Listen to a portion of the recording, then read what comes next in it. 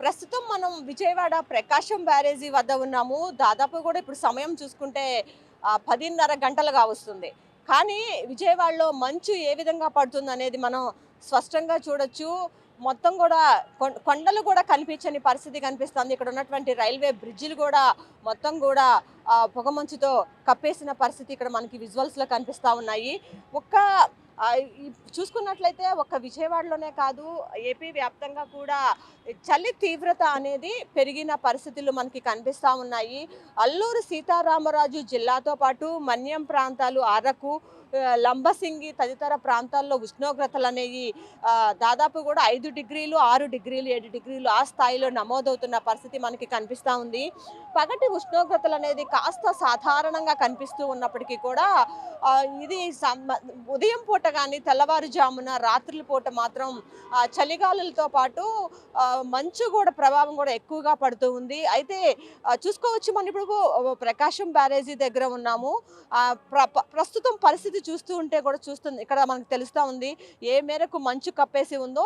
ఇక్కడ ఇలాంటి విజయవాడ లాంటి ప్రాంతాలలోనే మంచు ఈ విధంగా ఉంటే మనం చూసుకోవచ్చు. మన్యం జిల్లాలు, అల్లూరు సీతారామరాజు జిల్లాలు కానీ, విశాఖపట్నంలో ఉన్నటువంటి మన్యం ప్రాంతాలు, ఇవన్నీ కూడా ఏ విధంగా మంచు దుప్పటి కప్పి ఉంటాయో కూడా మనం స్పష్టంగా అర్థం చేసుకోవచ్చు.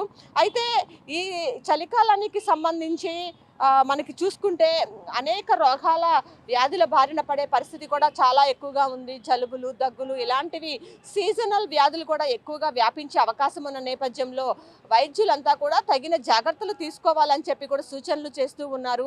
మొత్తం చూసుకున్నట్లయితే దాదాపు మరి ఒక 15-20 రోజుల పాటు కూడా మంచు తీవ్రత ఇదే విధంగా ఉండే అవకాశం అయితే మనకి స్పష్టంగా కనబడుతుంది. అంటే జనవరి నెల మొత్తం కూడా దాదాపు మంచు ప్రభావం అనేది ఎక్కువగానే కనిపిస్తూ ఉంది.